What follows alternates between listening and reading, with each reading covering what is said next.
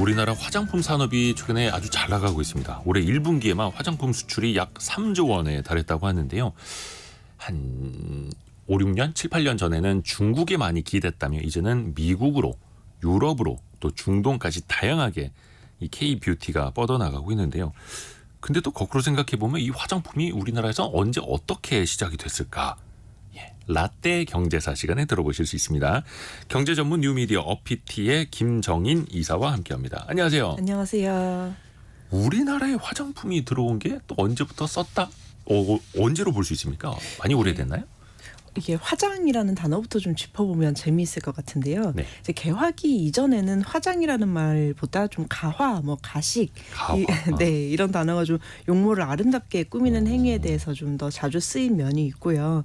이제 개항을 하면서 일본과 청나라에서 화장품을 수입을 하면서 이제 화장으로 단어가 좀 바뀌었고 그때부터 이제 공장에서 대량 생산한 화장품이 좀 들어오기도 하고 그리고 그 이전에는 화장품을 대체로 가정에서 좀 스스로 제조했다고 해요. 박물 장수가 돌아다니기는 했지만 얼마나 좀 많이 살 수 있었겠어요. 그러다가 고종때 가보 개혁을 하면서 위생국이라는 청이 성립이 되고요. 서양 화장품이 정식 수입이 되고 그때부터 또 법과 기준이 생기니까 우리나라 화장품도 공장에서 생산되기 시작합니다. 아하, 위생국. 지금으로 따지면 한 식약처 정도 되겠네요. 네. 아하, 그래요. 그럼 우리나라 최초의 화장품은 뭡니까? 그 유명한 이제 박가분이라는 얼굴을 희게 하는 백분이 있는데 박가분. 네. 두산그룹의 창립자 선친인 박승직의 부인인 정정숙이 아이디어를 내서 만든 제품입니다. 그래서 1921년에 조선일보의 박승직 상점에서 광고한 문구를 보면요.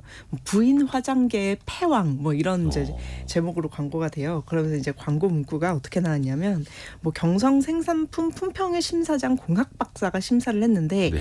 최고상을 받았다. 이 박가분을 항상 바르시면 죽은 깨와 여드름이 없어지고 매우 고와진다. 아이 참 곱다.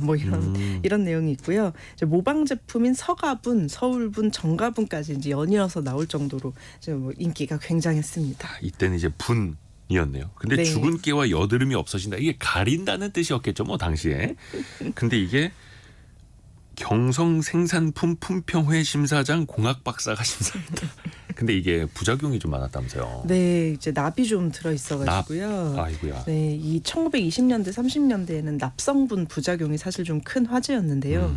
당시에 아이들한테 뇌막염이 좀 유행을 되게 많이 했던 것 같아요. 한 10여 년간. 근데 이 원인이 납 중독증으로 밝혀졌고, 갓난 아이들이 납 중독에 걸리는 원인 중에 하나가 이제 납이 섞인 분을 바르고 어머니가 좀 납이 섞인 분을 바르고 이제 납 중독이 된 어머니들이 모유를 좀 수유를 하면 이제 신생아가 납을 섭취하게 되는 그게 이제 좀 밝혀져가지고 지적이 되다 보니까 이제 물론 이제 다른 이유도 있기는 했죠. 공장이라든지 페인트 한참 이제 발전하던 때니까요. 페인트에서 납이 원체 좀 많이 문제를 일으켰는데 박가분도 좀 피해갈 수는 없죠. 왜냐하면 티가 나잖아요. 얼굴이 검어지는 것이 납 중독이 되면 그래서. 네, 피해갈 수 없었고요. 근데 이때 이미 콤팩트, 그러니까 분가루를 좀 압착해서 만든 화장품이 있었어서요. 이 콤팩트에 납이 들어있는지 아닌지 감별할 수 있는 테스트가 또 신문에 굉장히 좀 자주 실립니다. 이 숯불 위에 분을 좀 덜어 놓으면 이제 납이 들어있으면 이 백분이 타면서 좀 흑갈색이 되는 사이로 납이 녹아서 흰색 덩어리를 이룬다는 거예요. 네, 이런 상황이니까 박가분을 팔던 박승직 상점은 결국 1937년에 자진 폐업을 하게 됩니다. 1930년대에 박가분도 유행이었고 이게 21년도에 시작이 됐던 근데 한 10여 년간 유행을 했는데 납 중독 사례도 너무나 큰 문제였고 또 하나 박가분에 이어서 유명한 게 동동구리무잖아요. 이건 정말 한두 번씩은 들어보셨을 텐데. 맞아요. 근데 사실 이게 어떤 상품명은 아니고요. 이제 1930년대 나온 얘기인데 그 구리무가 크림이라는 뜻인데. 크림의 일본식 발음. 일본어라는 설도 있고 아니면 영어를 당시 한국어로 읽은 발음이라는 이야기도 있고 확실하지는 않은데요. 그래요? 예, 근데 이제 이 동동이 어떤 상품명이 아니고요. 크림을 팔러 다니는 박물 장수가 이제 작은 북을 치면서 이제 좀 다녔기 때문에 이제 동동 친다고 해서 크림을 동동동동 치고 다니면서 의성어를 붙인 거예요. 북을 이제 동동 치면서 다닌다고. 지금처럼 물자가 풍부한 시기가 아니었기 때문에 박물 장수가 모두가 이제 지금처럼 이제 위생적으로 하나하나 개별 용기를 나눠주는 게 아니고 이제 큰 통에 가득 넣어 다니다가 누가 사겠다고 하면은 손님이 가져온 용기에 따로 덜어주는 방식이어서 사실 이제 상표로 이야기를 할 게 좀 없었죠. 그러니까 이제 동동구리무가 된 건데요. 이런 크림 제형이 우리나라에 이전에는 없던 화장품 제형이어서 이것도 아주 인기가 많았습니다. 뭐 아이스크림 퍼주듯이 네네. 동동구리무도 큰 통으로 갖고 다니다가 네. 그릇에다 퍼주는. 그러면 동동구리무는 어땠습니까, 효과가? 이게 효과가 아무래도 좋았죠. 왜냐하면 이런 제형이 없었으니까. 1930년대에 조선일보의 화장법을 가르쳐주는 기사가 또 이게 자주 실렸는데요. 30년대. 네네. 납중독을 경계하면서 이제 맨 피부에 백분을 칠하기 전에 크림을 발라서 이 지방을 피부에 흡수시켜 놓고 하면은 좀 낫다. 이런 식으로 권하는 내용이 눈에 띕니다. 이게 전문가들 사이에 비법이라고 해가지고 막 한창 얘기가 됐고요. 또 화장을 지울 때도 비누로 바로 씻지 말고 콜드 크림이나 올리브 기름을 이용해서 닦아낸 다음에 세수를 하라고 가르쳐주는 내용도 있었습니다. 그래서 굉장히 좀 효과가 있고 사람들이 좋아했어서 해방 직후 국내 화장품 업체 개수만 보면은 99개, 100개에 달했다고 해요. 근데 이때 좀 의약품과 달리 화장품은요 인체에 무해할 거라고 생각해서 거의 이제 치외법권, 뭐 남만 안 들어 있으면 된다, 뭐 이런 식이어가지고 규제가 없었습니다. 규제가 없었다. 네네. 우리가 분하고 크림 이야기까지는 들어봤는데 색조 화장이 시작이 된 건 언제부터일까요? 1940년대부터 서양 영향을 굉장히 좀 받기 시작해가지고요. 눈썹을 가늘게 그리고 짙은 립스틱, 뭐 빨간 매니큐어 이런 거를 좀 바르기 시작했어요. 40년대부터? 네네. 이제 이전에는 신분에 따라서 항상 똑같은 화장을 했다면 때와 장소에 따라서 다른 방식으로 화장을 하는 문화가 들어온 것도 이 당시입니다. 그러고 나니까 이제 자연스럽게 뭐 헐리우드 영화를 따라하면서 색조 화장이 유행을 했는데요. 그때 사진들을 보면 오히려 지금보다 입술색이나 눈화장 색이 굉장히 좀 과감해요. 근데 뭐 우리나라만 그런 것도 아니고 서양도 약간 그런 식이 있었는데 그때 헐리우드 영화도 또 흑백 영화잖아요. 그래서 입술이 빨갛게 보이려면 오히려 녹색 립스틱을 좀 발라야 하는 게 있었는데 녹색 립스틱까지는 좀 그렇고 눈화장도 좀 고혹적으로 하려면 푸른 아이섀도우, 뭐 녹색 아이섀도우 이런 거를 좀 발랐어야 되는 시기였어서 뭐 입술을 초록색으로 칠하진 않았지만 그래도 배우들이 눈을 좀 푸르게 칠하니까 푸른 게 좀 유행을 했던 면이 있었죠. 그게 흑백 화면에선 더 예쁘게 나왔던. 네네네. 이야, 재미나네요. 근데 앞에서도 보니까 이제 서양의 영향을 받았고 네. 또 미제, 뭐 외제, 일제 이런 것도 많이 들어왔잖아요. 네. 그래서 정부가 외국산 화장품을 금지했던 적도 있다고요. 그렇죠. 금지를 하니까 1970년대만 하더라도 우리나라에서 들어오는 밀수품에서 정말 큰 비중을 차지했던 게 외제 화장품이었습니다. 이제 용기만 외제이고 내용은 대강 화장품인 척하는 사기도 빈번했고요. 네. 단속도 열심히 했죠, 정부는. 왜냐하면 잘못된 화장품을 속아서 쓰고 피부염이 생겨서 병원에 가는 얘기도 좀 종종 눈에 띄고요. 네. 이때 신문이랑 방송에서 외제 화장품, 국산 화장품 뭐 어떻게 차이를 좁혀갈 것인지 좀 토론하는 내용을 보면요. 뭐 화장품 회사의 임원 자리를 여성한테 할당을 해야 한다. 네네. 그래야 국산 화장품의 품질이 올라간다. 왜냐하면 이제 뭐 입자가 너무 굵어서 피부에서 뭐 겉돈다 이런 얘기가 너무 있어가지고 그런 의견이 진지하게 제시됩니다. 시장 규모가 어느 정도 생기기 전인 1930년대에도요.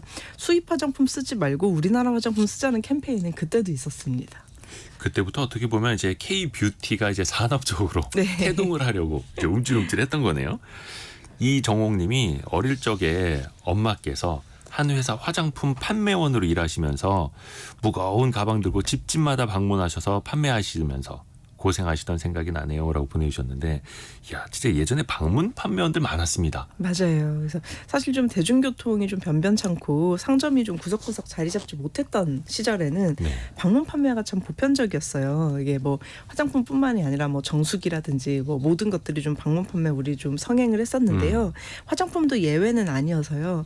1962년에 주리아 화장품이 옛 박물 장수 문화를 조금 더 현대적으로 다듬어서 선보이게 됩니다. 이제 방판을 시작하자마자 시장에서 주리아 화장품의 성장세가 어마어마했고요. 태평양이라든지 한국 화장품도 이 방판 문화를 바로 받아들입니다. 맞아요.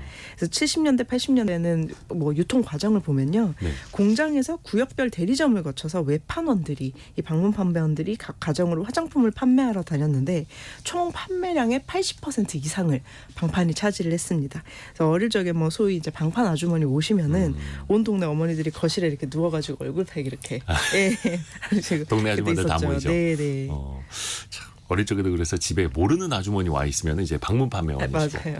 예전에는 가방 장수 아저씨 뭐 이렇게도 부르기도 했었는데 그런 분들 한 분 오시면 애들이 그냥 신기해가지고 가방 안에 뭐 있어요? 막 이래서 근데 이제 지금은 드라마 속에서나 볼 수 있는 그런 추억이기도 하고요. 근데 이게 방문 판매 때문에 좀 당시에 문제도 좀 있었다고요. 네네. 사실 이제 매장에서 가서 사는 것보다 방문 판매원이 오시면 고객 경험 면에서는 사실 그게 좀 더 나은데 문제가 뭐였냐면은 이런 식으로 판매를 하면 값이 일정하지가 않고요. 왜냐하면 책정 권한이 좀 판매원 분한테 있어가지고 소비자가 좀 비싸게 사게 됩니다. 그래서 방문 판매원이 마진을 많이 봤어요. 매장으로 넘어간 이유이기도 해요, 이게. 부르는 게 네네. 그리고 또 저가 화장품이 덜 팔리고 고가 화장품이 잘 팔렸죠. 왜냐하면은 방문 판매원 분들이 파실 때에는 이제 새로 파셔야 되기 때문에 저렴한 상품이나 기존에 사용하던 화장품에 대한 단점을 좀 나열할 수밖에 없는 판매 전략이 있었어서 이제 이게 뭐 그러다 보니까 좀 사치다 이런 이야기도 많이 나왔고요.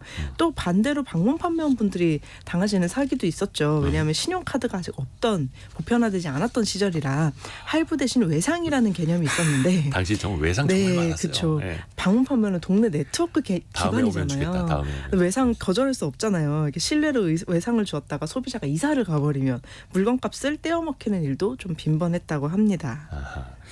그러면서 이제 방문 판매에서 로드숍 네. 길거리 가게들이 또 잘 되는 시기가 왔어요. 맞아요.